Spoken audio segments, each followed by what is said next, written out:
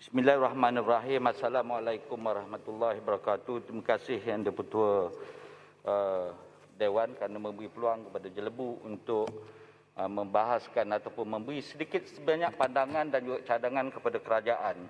Bagaimana mungkin untuk kita menambah baik dalam soal pelan pemulihan negara. Pada 15 Jun 2021, Yang Amat Berhormat Perdana Menteri telah mengumumkan berkenaan dengan pelan pemulihan negara peralihan fasa. Saya nak bagi penekanan peralihan fasa PKP secara berperingkat. Pada ketika itu, semua rakyat bercakap tentang fasa 1, 2, 3, 4 dan mereka sentiasa mengikuti perkembangan kes baru di negeri masing-masing. Lebih ramai rakyat yang peka dan cakna dengan kadar vaksinasi. Semakin ramai yang mendaftar semata-mata untuk pastikan bahawa pelan kerajaan yang diumumkan oleh kerajaan ini boleh mencapai matlamat, apatah lagi untuk mencapai herd immunity untuk beralih fasa. Harapan rakyat pada ketika itu, Datuk Yang di-Pertua, sangat tinggi. Tetapi majoriti rakyat juga dalam masa yang sama agak penat dan restless dengan izin, dengan cara hidup yang serba tidak menentu ketika ini.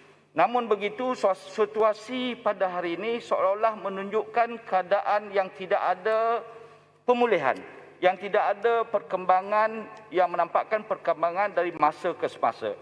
Betul kadar vaksinasi kita lebih cepat dan lebih ramai yang sudah memperoleh sekurang-kurangnya 1 dos suntikan. Tetapi kes harian pula semakin meningkat kepada angka-angka yang tidak pernah kita sebagai ahli dewan ataupun rakyat khususnya memikirkan bahawa angka yang meningkat dari masa ke semasa. Tetapi untuk berlaku adil kepada pihak kerajaan, saya nak rujuk semula, Datuk Speaker, untuk rekod dewan ya, punca penularan COVID ini. Pada 22 Januari 2020, Menteri Pelancongan menyatakan tiada keperluan untuk menyekat pelancong Cina. 20 Januari 2020, Menteri Kesihatan memaklumkan bahawa keadaan masih terkawal walaupun telah terdapat 3 kes di Malaysia. 25 Januari 2020, Tun Mahathir Langkawi memaklumkan keadaan masih terkawal dan tiada keperluan untuk menyekat dan melarang kemasukan pelancong Cina. 28 Januari 2020, Menteri Pelancongan minta semua industri tidak melarang pelancong dari melawat lokasi tumpuan di Malaysia. 22 Februari 2020. Jelebu, penjelasan. Sikit. Nanti bagilah saya habis sekejap. Nanti. Mana ni? Bayan baru. Sikit saja. Saya nak tanya, kita ni sekarang Julai 2021. Kenapa ungkit perkara lama-lama? Perkara lama tu dah. Bayan baru. Kerajaan dah tukar. Ya. Terima kasih. Kena minta kebenaran bayan baru. The floor is not yours. Speaker, saya sambung lagi satu tarikh yang Speaker. 22 Februari 2020, Langkawi menegaskan sekali lagi keadaan masih terkawal dan akan pantau kemasukan pelancong ke China. We have to be fair. Yang Amat Berhormat Perdana Menteri dah sebut tadi, unprecedented case. Maknanya ketika ini, semua negara yang telah dilanda masalah COVID harus dimainkan peranan oleh ahli-ahli parlimen, sama ada kerajaan dan pemegang. Macam mana kita nak menyelesaikan masalah pandemik yang menjadi satu masalah dunia. Satu masalah yang harus diselesaikan, diambil peranan oleh semua orang. Jadi maknanya, Datuk Yang di-Pertua, kita nak tengok salah, kita bukan saya nak kata salah ketika Pakatan Harapan. Bukan saya nak kata ketika Perikatan Nasional. Tetapi kita semua mesti main peranan. Menteri Keuangan baru masuk.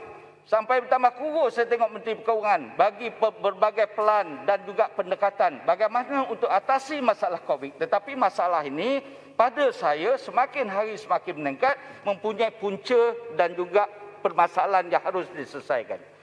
Kementerian-kementerian harus collaborate antara satu sama lain. MC, Kementerian Komunikasi, tolonglah lakukan sewajarnya supaya penerangan kepada rakyat mesti dijelaskan sejelasnya berkaitan dengan perkembangan terbaru berkaitan dengan COVID ini. Kementerian beliau umpamanya, gunakan semua sukarelawan kita, bantu frontliners kita. Ini frontliners kita sepuluh mati ni.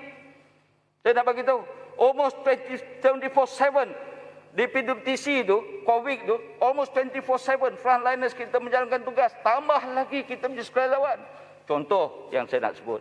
Kementerian Wanita umpamanya. Bantu dalam soal bekalan makanan dan sebagainya, biar be fair. Turun ke kawasan, mestilah lengkap dengan apa yang dihasratkan oleh kerajaan. Jadi kan itu, Datuk yang betul, sewaktu pelan pemulihan ini dilancarkan pada 15 Jun yang lalu. Ketika itu COVID 5,000 lebih. Kemudian pada 25 Julai COVID naik sampai 17,000. Kes aktif naik 2 kali ganda berbanding dengan 15 Jun dan akhirnya kes kumulatif negara juga melepasi angka 1 juta. Sangat memberikan kesan yang tidak baik kepada perkembangan ekonomi, sosial, masyarakat dan juga keadaan suasana kehidupan masyarakat kita. Bermula pada 5 Julai 2021, Datuk betul untuk rekod Dewan saya sebut pada petang ini. Perlis Perak, Kelantan, Terengganu, Pahang telah beralih ke fasa 2 Pelan Pemulihan Negara dan diikuti oleh beberapa negeri yang lain termasuk Sabah. Tetapi saya nak sebut dalam rekod, walaupun Yang Amat Berhormat Perdana Menteri sudah sebut, negeri yang masuk ke pelan fasa kedua tidak mungkin reverse semula ataupun balik semula kepada fasa pertama. Tetapi kalau ikut rekod Datuk Yang Bertua, pada 25 Julai, Perak 609, Pulau Pinang 573, Sabah 818. Saya nak minta penjelasan daripada pihak kerajaan. Apakah langkah-langkah khusus? Apakah langkah-langkah khusus yang diambil oleh pihak kerajaan untuk pastikan supaya penularan dan pertambahan kes di negeri-negeri fasa 2 ini tidak bertambah ataupun kita boleh sekat tentang penularan ini. Walaupun Menteri Kewangan, Menteri Kesihatan pada 14 dan 16 Julai telah buat keputusan termasuk statement daripada Yang Amat Berhormat Perdana Menteri bahawa tidak mungkin fasa ini beralih kepada fasa pertama. Itu yang pertama. Kemudian saya nak sebut juga. Boleh bagi Kimanis sikit? Jelebu. Ya. Kimanis. Dah habis masa. Sikit je Kimanis. Okey, terima kasih Abang Ahmad Jelebu. Tadi sentuh soal kes Sabah. Jadi ini memang membimbangkan kita di Sabah. Okay, tren hari demi hari menunjukkan peningkatan kes. Walaupun Sabah sudah diisytiharkan sebagai fasa 2. Tetapi saya nak minta Jelebu adakah setuju dengan saya bahawa kerajaan kena lihat ke hadapan lebih. One more step ahead. Bagaimana untuk memastikan kes ini tidak akan terus meningkat dari hari ke hari. Kerana kita tidak mahu apa yang berlaku sebelum ini. Apabila kes meningkat, kita menjadi panik. Jadi adalah satu masa dan satu ketika yang di mana kerajaan harus melihat cara macam mana untuk membendung. Jangan sampai ianya akan meningkat lebih teruk lagi. Terima kasih. Terima kasih Kimanis.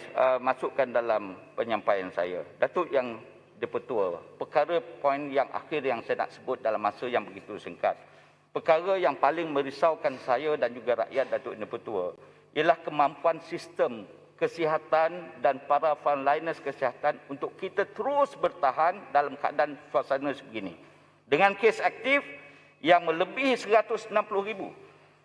Ini satu perkara yang sangat berat untuk dipikul oleh frontliners kita sekarang. Saya faham tentang 20 November 2020, saya dah sebut dalam Dewan Yang Mulia. Kementerian tolong buat sesuatu tentang 2,000 jururawat kontrak kita. Hari ini timbul 23,000 doktor kontrak.